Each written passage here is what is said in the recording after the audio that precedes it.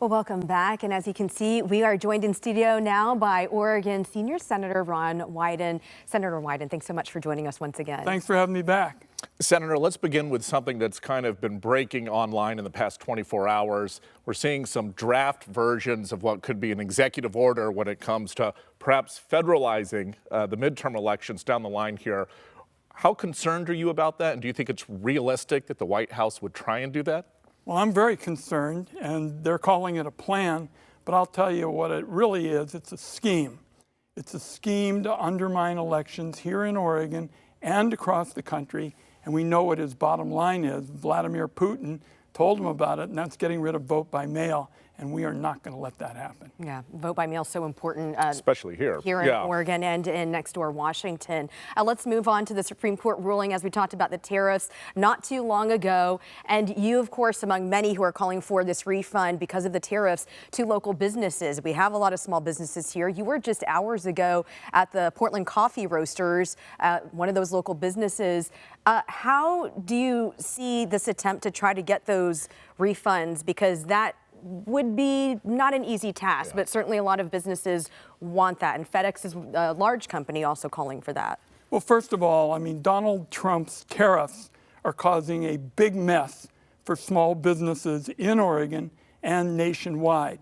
And the bottom line is his lawyers said in court, so it is on the record, that if Donald Trump loses, they're going to have to make a refund. So we're going to be very persistent. I've got 26 senators on my legislation to have a refund process going through the Small Business Agency, which has expertise in working with small businesses.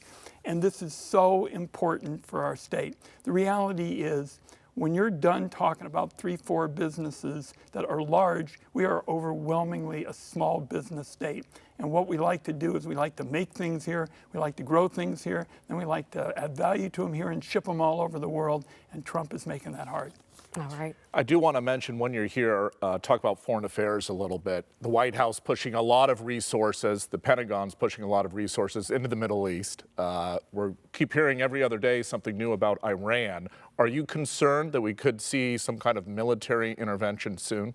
Certainly, and it reminds me a little bit of Iraq, and I was one of the small number of United States senators who voted against going to war in Iraq. I think the president ought to come to the Senate and discuss it. And I would also mention that George W. Bush did that with respect to Iraq.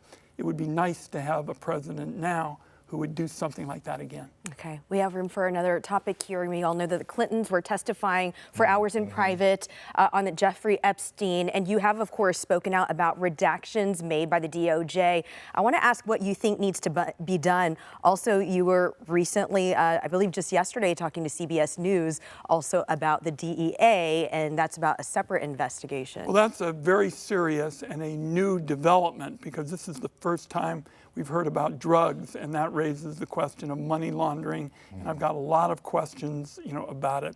I don't have any trust for Bondi, the Attorney General. I do believe that we ought to follow the money, because in our country, the history of dealing with corruption best is to follow the money. That's how we caught Al Capone. I'm going to stay at it until all the facts come out, number one.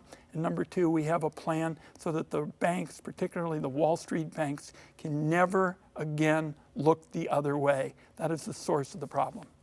Just to follow up on that, in the UK, we've seen the former Prince Andrew, the former U.S. ambassador, arrested for their ties to the Epstein saga. Do you think there should be arrests here in the U.S.? We ought to follow the money, let the facts address all of the issues, but there's a big gap in what we see going on, for example, around the world, and what we're seeing, here.